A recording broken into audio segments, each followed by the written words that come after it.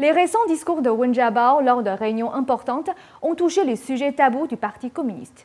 Le 24 mars dernier, les médias étrangers citaient des médias chinois selon lesquels Wen Jiabao a abordé le sujet des réformes politiques telles que le mouvement démocratique du 4 juin et la réhabilitation des anciens dirigeants du PCC, Wu Yaobang et Zhao Ziyang. Wen Jiabao a même proposé la levée d'interdiction du Falun Gong. Mais il a rencontré une vive opposition de la part de la faction de Jiang Zemin et en particulier de son premier représentant, Zhou Yongkang. Les observateurs étrangers soulignent la division naisse dans les cercles élevés du PCC sur la façon de gérer la répression du Falun Gong. Ces situations signalent à la fois une escalade et une ouverture dans le conflit entre la faction de Hu Jintao, Wen Jiabao et Zhou Yongkang. Le 21 mars dernier, après que Wen Jiabao ait proposé la levée d'interdiction du Falun Gong, le terme le plus tabou de Chine, Falun Gong, a fait son apparition sur Baidu, le plus grand moteur de recherche chinois. Juan Falun est le livre principal d'enseignement de la méthode spirituelle du Falun Gong, aussi appelé Falun Dafa. Le lendemain, Baidu a levé une autre interdiction, False Fire, un film révélant la vérité sur les auto-immolations de la place Tiananmen qui ont eu lieu en 2001. Plus tard, le 23 mars, Baidu a levé la censure sur le livre Prélèvements meurtriers, des prélèvements d'organes en Chine sur les pratiquants du Falun Gong. Les termes principaux évoquant la persécution et les prélèvements d'organes sur les pratiquants du Falun Gong sont Jiang Zemin, Zhou Yongkang, Luo Gan et Bo Xilai. Jiang Jilian, un spécialiste des questions chinoises, considère cette évolution comme le signal d'un changement fort.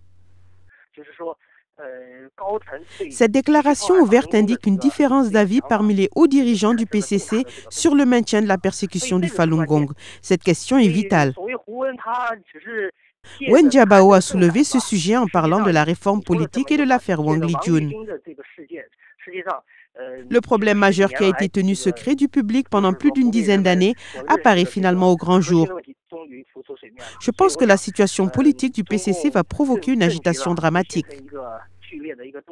Le 20 juillet 1999, Jiang Zemin, alors à la tête du PCC, a initié et dirigé la persécution sanglante à l'encontre des pratiquants du Falun Gong. Depuis plus de 10 ans, des centaines de millions de pratiquants ont souffert de tortures et de violences. Et de nombreux membres de leur famille et amis ont aussi souffert de cette persécution. La levée d'interdiction du Falun Gong proposée par Wen Jiabao peut maintenant être considérée comme une confrontation ouverte entre la faction de Jiang Zemin et celle de Hu Jintao, ce qui signifie que l'actuel dirigeant du PCC n'est plus disposé à endosser les crimes commis par Jiang Zemin et à alimenter la très coûteuse répression du Falun Gong. Cela veut dire que le régime n'a plus aucune issue. Il y a un dicton disant que le PCC a causé sa propre chute en persécutant le Falun Gong. En fait, il a perdu la base de son pouvoir politique et le soutien du peuple. L'économie rencontre des difficultés et d'autres départements de l'administration provoquent le mécontentement.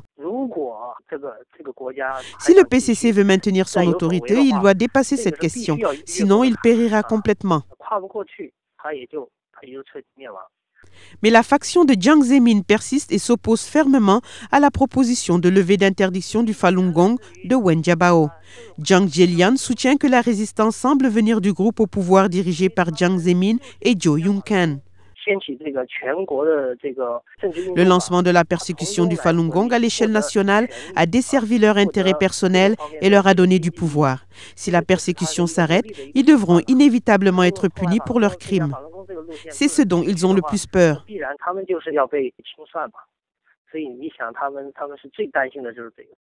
Le 14 mars dernier, Wen Jiabao a réaffirmé devant les journalistes sa détermination à appliquer sa réforme politique et a souligné la nécessité du soutien et du réveil du peuple.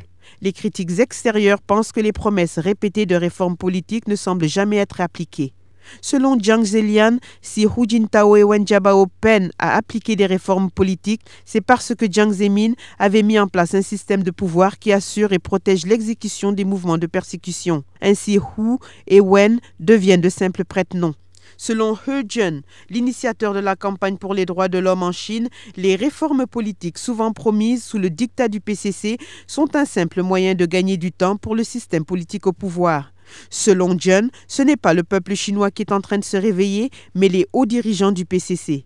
Wen Jiabao s'est-il véritablement réveillé? Nouvelle interdite, NTD.